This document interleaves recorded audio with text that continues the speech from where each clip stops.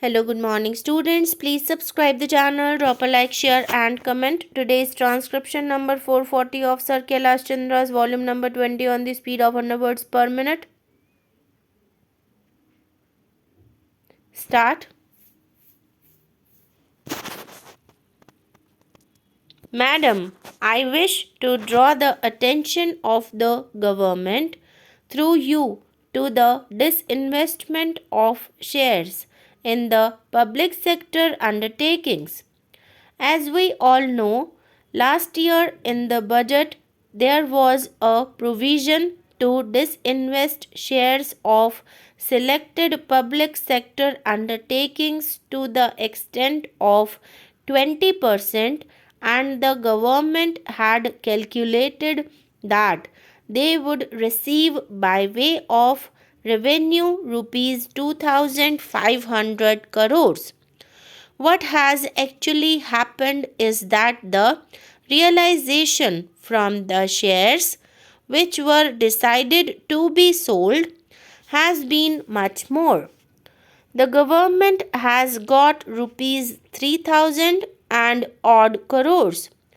The companies which are selected are companies which are doing well, whether they are the Indian Oil Corporation or the Steel Authority of India Limited or the Oil and Natural Gas Commission or MTNL.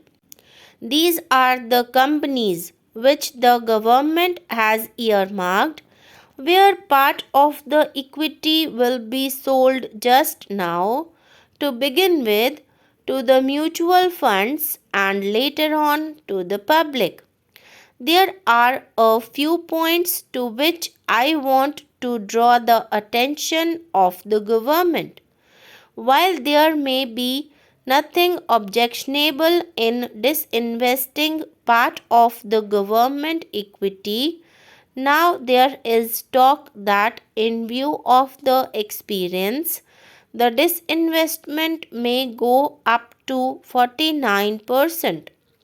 Since the government is considering disinvestment to such a large extent, a few points should be borne in mind. When you sell your own shares to the public, it is a one time revenue that you get because once you sell the shares, they have gone forever. It is therefore necessary on the part of the government to ensure that you get the best price. Actually, you get your worth of the shares. I don't know why the government has not come forward to tell us what is the method of calculation of the price at which they are selling their shares. Even when a private sector company goes public, it fixes a premium which is vetted by the controller of capital issues of the Ministry of Finance. In public sector undertakings, there should be a method by which the Parliament must know what price the government has fixed for the shares of those public sector undertakings, and it would be much more advantageous and it would be a correct procedure to follow if there is some sort of a tender or public issue of these shares. Why should there be secrecy? There should be total transparency in the transaction. Government should come out with a position paper giving details such as what are the names of the undertakings, whether they have already sold the shares which they proposed to sell, what are the number of shares they sold, what is the price fixed, who were the buyers, and what was the method followed in selling those shares. I understand from the speech of the finance minister in the budget that for the next year they are going to evolve some guidelines and procedures. My request to the government is that they should come out with a clear cut procedure where the government realizes the best price for the shares and the shares are widely distributed to the public in case they are going to make it a public issue. Madam, my other point, apart from the high realization, is the use of money so collected. It is very well known when any private entrepreneur sells capital assets, the proceeds are used either to buy another capital asset or to repay debts. Unfortunately, because of the difficult financial situation of the government, the money collected last year has been spent on expenditure. It is a very dangerous thing.